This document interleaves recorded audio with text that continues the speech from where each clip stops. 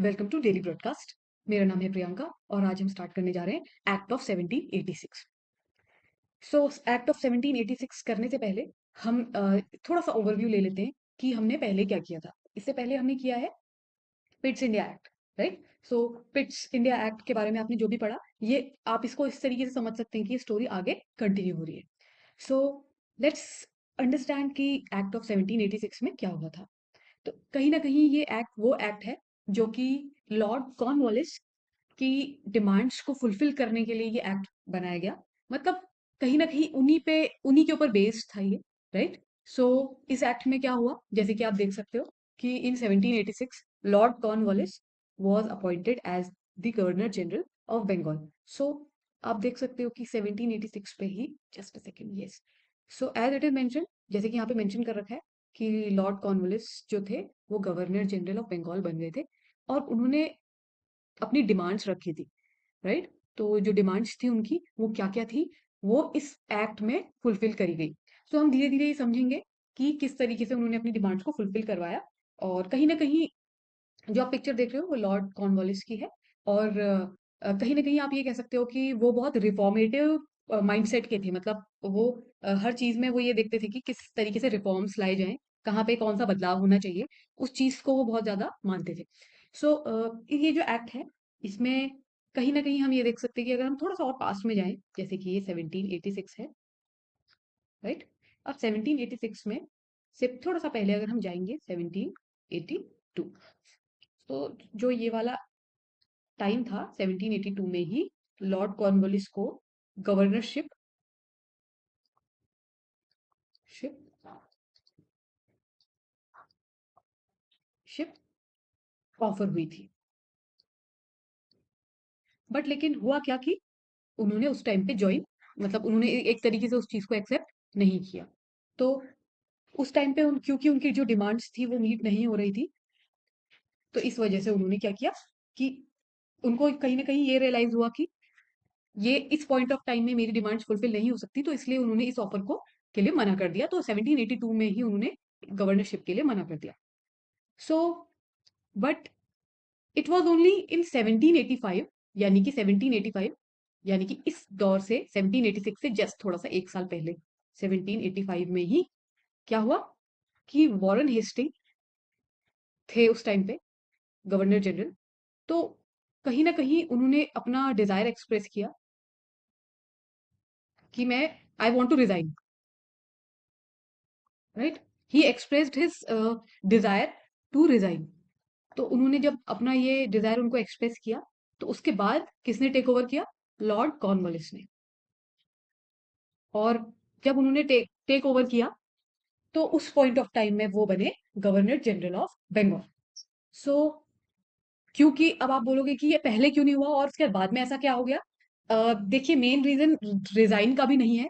Main reason ये है कि 1785 तक आते आते, यानी कि 1782 से 1786 तक आते आते, उन्होंने उनकी डिमांड्स मीट होने लगी, राइट। मतलब कि कुछ एक्सटेंड तक उनकी डिमांड्स मीट, उनको ऐसा लगा कि मेरी डिमांड्स मीट हो सकती है।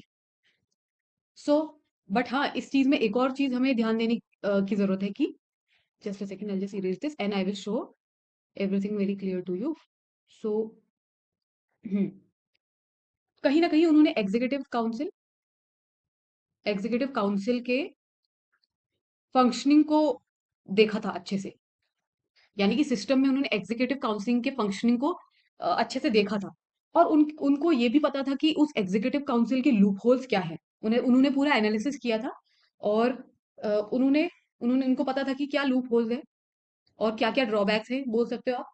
तो कहीं ना कहीं उन्हें ये बात पता थी, या उनको अपने एनालिसिस के थ्रू ये पता चला कि कहीं ना कहीं एग्जीक्यूटिव काउंसिल जो है वो कंपेल करती है, मतलब फोर्स करती है या कंपेल करती है किसको?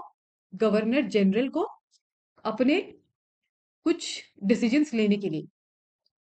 यानी कि गवर्नर जनरल का जो रोल है वो कंप्लीटली इंडिपेंडेंट नहीं है, ठीक है। दोबारा से रिपीट कर रही हूँ इस पॉइंट को मैं। गवर्नर जनरल का जो रोल है वो कंप्लीटली इंडिपेंडेंट नहीं है, क्योंकि कहीं ना कहीं गवर्नर जनरल को भी तो कोई कंपेल करने वाला है, दैट इज एग्जीक्यूटिव काउंसिल। कोई ना कोई गवर्नर जनरल को भी कंपेल कर रहा है अपने डिसीजंस बदलने के लिए या चेंज करने के लिए। तो इसका मतलब इस बात से, एग्जीक्यूटिव काउंसिल के इस रूल से लॉर्ड कॉर्नवालिस को ये लगा कि गवर्नर जनरल का जो पोजीशन है वो कंप्लीटली इंडिपेंडेंट नहीं है, क्योंकि वो इन्फ्लुएंस्ड बाय क्या है, एग्जीक्यूटिव काउंसिल। ठीक है। बट अब लॉर्ड कॉर्नवालिस जो है वो तो थोड़ा सा रिफॉर्मेटिव माइंड के हैं। रिफॉर्मेटिव मीन्स बदलाव लाने वाला इंसान, या फिर ऐसी सोच होना जो बदलाव ला सके, है ना। रिफॉर्मेटिव का मतलब होता है कि किसी चीज को चेंज करना किसी रीजन की वजह से। सो अब लॉर्ड कॉर्नवालिस कभी नहीं चाहते थे कि जब मैं गवर्नर जनरल बनूं तो मेरे को मैं इंडिपेंडेंटली फंक्शन करूं, वो ये चाहते थे पहले तो। ठीक है। और दूसरा वो ये चाहते थे कि मेरे ऊपर कोई प्रेशर ना हो एग्जीक्यूटिव काउंसिल का, जो होता था, जो उन्होंने खुद एनालिसिस किया था। तो कहीं ना कहीं उनकी डिमांड्स, इन सारे चीजों को मद्देनजर रखते हुए उनकी डिमांड्स ये थी कि जो गवर्नर जनरल ऑफ बंगाल है उनको कमांडर इन चीफ बना दिया जाए, जो कि यहाँ पे भी मेंशन किया हुआ है। ठीक है। कमांडर इन चीफ बना दिया जाए। फाइन। और दूसरा उनका डिमांड ये था, देखो क्यों उनकी ये डिमांड्स इस तरीके की थी वो मैं अभी आपको बता चुकी हूँ, कि वॉरेन हेस्टिंग्स ने जब रिजाइन किया तो उसके बाद लॉर्ड कॉर्नवालिस ने उनको टेक ओवर किया 1786 में। लेकिन लॉर्ड कॉर्नवालिस की कुछ शर्तें थी, मतलब कि कुछ डिमांड्स थी, और वो डिमांड क्यों थी वो मैं अभी आपको बता चुकी हूँ। कि शॉर्ट में दोबारा से रिपीट कर देती हूँ। एग्जीक्यूटिव काउंसिल जो थे, उन्होंने, लॉर्ड कॉर्नवालिस ने ये एनालिसिस किया, just a second, Lord Cornwallis ने एनालिसिस किया अपने एंड से, उन्होंने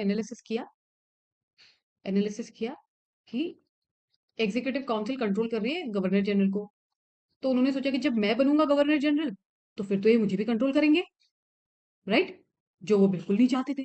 तो इसलिए उन्होंने सोचा क्यों ना मैं अपनी कुछ डिमांड्स रख देता हूँ पहले ही, जो वो पहले से ही चाहते तो थे। तो ये पहली डिमांड थी उनकी कि governor general of Bengal was to be made commander in chief. Second was certain rights in which he should have power to override his executive council. देखो इसका मतलब क्या है, इसका मतलब सिंपली ये है कि यहाँ पे मेंशन भी किया है, he should be given power to override the decision of his council. His council means executive council की ही बात हो रही है। इन स्पेशल केसेस, देखो कुछ केसेस में ऐसा होना चाहिए, उनके कहने का ये मतलब था कि एग्जीक्यूटिव काउंसिल इंटरफेयर तो कर सकती है, बट कुछ स्पेशल केसेस में जो थोड़े से यूनिक होंगे, यूनिक नेचर के होंगे, उसमें जो गवर्नर जनरल है उनका पूरा राइट है ये देखना कि गवर्नर जनरल का पूरा राइट है कि वो अपने इंडिपेंडेंट डिसीजन ले सकते हैं without any interference of executive council. Right. तो आई होप इतना आपको समझ में आ गया होगा। राइट। यस। सो ये तो थी उनके दो डिमांड्स। राइट। सो कहीं ना कहीं ये जो एक्ट ऑफ 1786 है वो कहीं ना कहीं इन दोनों ही प्रोविजन को, या फिर आप कह सकते हो कि दोनों ही डिमांड्स को फुलफिल करता है। राइट।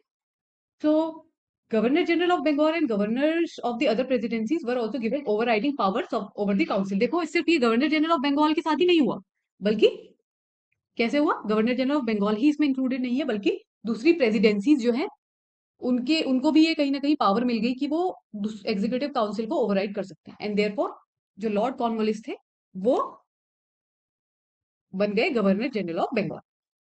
ओके, आई होप आपको ये समझ में आ गया होगा एक्ट ऑफ 1786। राइट।